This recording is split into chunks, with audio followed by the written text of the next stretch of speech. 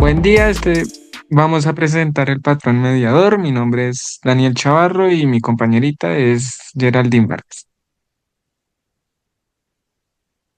Entonces, para comenzar con la introducción, ya mencionamos que el nombre del patrón es mediador o mediator en inglés, de clasificación de comportamiento, y el propósito es centralizar la comunicación entre objetos para reducir el acoplamiento y facilitar la colaboración entre ellos.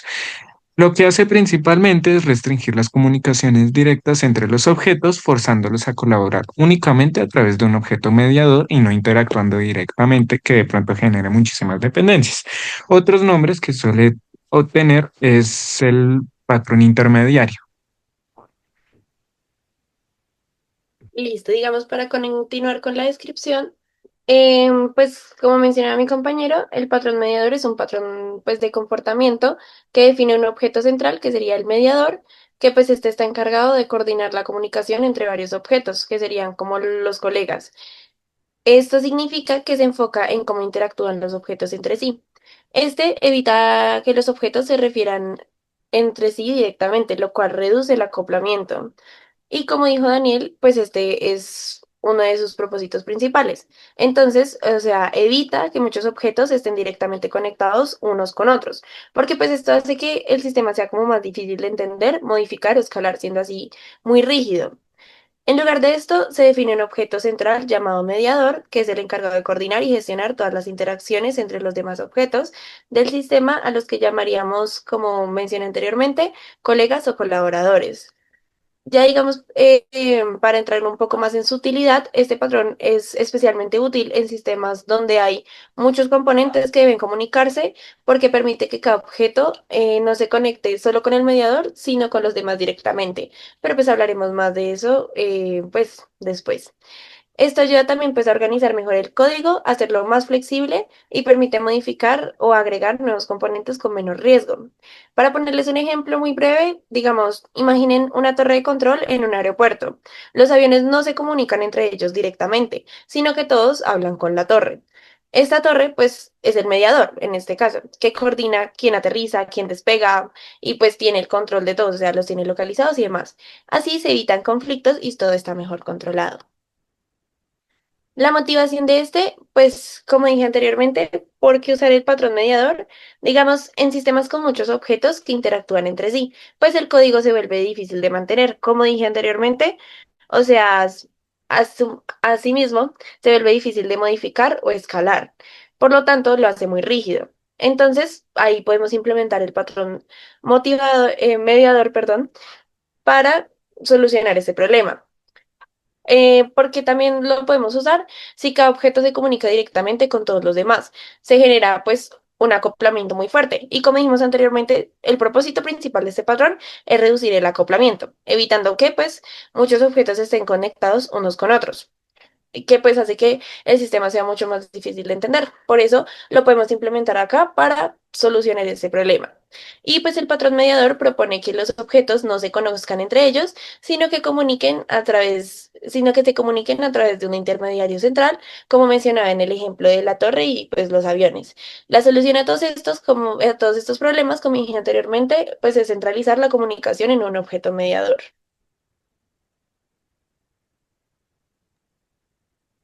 Ya viendo el diagrama de clases, este diagrama de clases está sacado de la página Refactoring Guru para tenerlo como referencia. Y aquí podemos evidenciar que hay diferentes componentes que están interactuando con el mediador. Esos componentes que dijo mi compañera son los colegas, la interfaz, que es el medio de comunicación, y el mediador concreto, que es ya la clase concreta del mediador que implementa el método notificar, y con unos métodos adicionales que son como para comunicar entre componentes o realizar cierta acción después de haber recibido una notificación de cierto componente.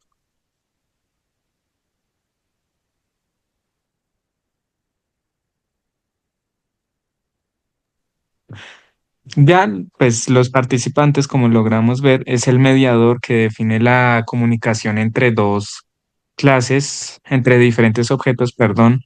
También el mediador concreto, que ya es el que gestiona y coordina específicamente la interacción entre los colegas, los componentes o colegas, la clase base, que son la clase base de los componentes que envían y reciben mensajes, y los colegas concretos, que ya son las clases concretas que se comunican indirectamente a través del mediador.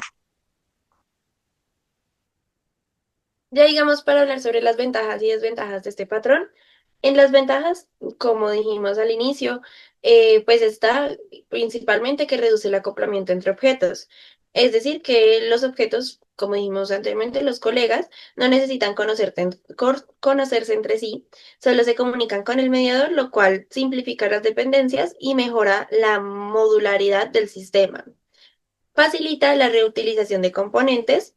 Digamos, en esta, como los colegas no están acoplados entre sí, pues se pueden reutilizar en otros contextos con mediadores diferentes. Digamos, facilitar, bueno, mejorar la organización de la lógica de comunicación. Digamos, al tener lógica de coordinación centralizada, se evita como la dispersión del comportamiento en múltiples clases. Esto hace que el código sea más legible y estructurado. Y ya por último, pues facilita el mantenimiento y la escalabilidad. Como toda lógica de interacción, está centralizada en el mediador. Los cambios de una clase, pues, no afectan directamente a las demás porque, pues, no se conocen entre sí. Además, es más fácil agregar nuevos sistemas, nuevos componentes al sistema. Y ya por el lado de las desventajas, el mediador puede volverse un poco complejo al tener de pronto muchas interacciones, debido a que pues, como dijimos anteriormente, el mediador pues es el comunicador entre los colegas, por lo tanto se puede volver complejo al tener interacciones con de pronto muchos objetos. También agrega una capa adicional de abstracción, debido a que como los objetos no se comunican directamente, puede ser más difícil rastrear el flujo de ejecución o depurar errores, especialmente en sistemas grandes. Y ya por último, que no vale la pena usarlo si no hay suficiente complejidad. Entonces, digamos, esto sí significaría una curva de aprendizaje que, digamos, en sistemas simples, el uso de este patrón puede ser innecesario o complicar más de lo que ayuda. Y ya por el lado de la conclusión, pues, como dijimos anteriormente, este patrón promueve el principio de bajo acoplamiento y alta cohesión, haciendo que los componentes sean más independientes y reutilizables debido a que estos no dependen entre sí, sino que se comunican mediante el mediador. Se evita la proliferación de conexiones directas entre objetos, lo cual simplifica las relaciones internas del sistema, haciéndolo más flexible, más fácil de mejorar, elongar o, digamos, reutilizar, digamos, distintas clases en otros sistemas. Asimismo, se vuelve más fácil modificar comportamientos de interacción entre componentes, ya que toda esta lógica está concentrada en una única clase. Como dijimos anteriormente, pues o sea, los comportamientos de la interacción entre los componentes es mucho más fácil modificarlos, adecuarlos y, como dijimos anteriormente, reutilizarlos, debido a que toda la lógica está pues concentrada en una sola clase y toda la unión entre estos componentes está concentrada pues en una única clase que sería el mediador. Y pues ya para continuar, vamos con el ejemplo. El ejercicio diseñado es básicamente un grupo dentro de un chat que puede tener muchísimos usuarios, pero pues bueno. Entonces iniciamos con la clase APL main que corre la aplicación en general, un controlador que controla la aplicación, valga la redundancia, que tiene el grupo del chat, el chat room y la vista en consola para ingresar datos en la consola, con los métodos run, display users y bla, bla, bla. También tiene la consola que ya habíamos dicho que da la vista consola para imprimir y obtener datos de la consola.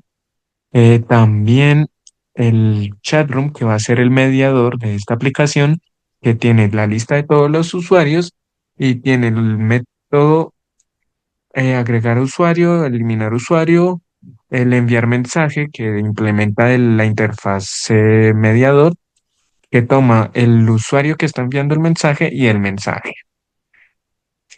¿Qué más? También tenemos la clase usuario que tiene un nombre string y el nombre string y el objeto mediador como cómo se estableció en el patrón, el constructor, un método send, un método recibir, el mensaje y getters y setters. Ya pasando con la aplicación, viendo la clase mediador primero, tenemos tenemos la interfase que define el mediador, es con el método sendMessage que ya habíamos dicho, pasemos ahora con la clase chatroom que implementa el método sendMessage, implementa la interfase chat mediador que toma el usuario que está enviando el mensaje y el mensaje. Entonces tenemos un string output para poder imprimir eso en consola y por cada usuario que tenemos en la lista de usuarios, si ese usuario no es el que está enviando, pues reciba el mensaje del grupo. Esa es la idea. Ya pasando con la clase de usuarios, tenemos los métodos importantes que son send y obtener mensaje, receive message. El método de enviar lo que hace es envía el mensaje al mediador con el parámetro de su propio objeto, o sea, él mismo y el mensaje. Y también tiene el método recibir mensaje, que cuando alguien está enviando un mensaje, él lo reciba con el mensaje y retorna un string que va a ser lo que vamos a imprimir por consola. Finalmente, en el controlador tenemos el método run, que corre la aplicación, toma el número de usuarios a crear. Luego dice que ya inicializamos el chat con el número de usuarios y hace un bucle. Muestra a todos los usuarios y tenemos unas opciones. Podemos escoger quién va a ser el enviador del mensaje y el resto va a recibir el mensaje.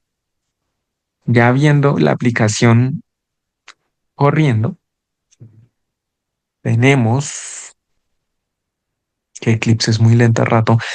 Entonces, primero ingresamos el número de usuarios, pongámosle 2. Luego ponemos el nombre del usuario 1, eso, porque ya ni sabía qué nombre. Pones también tu nombre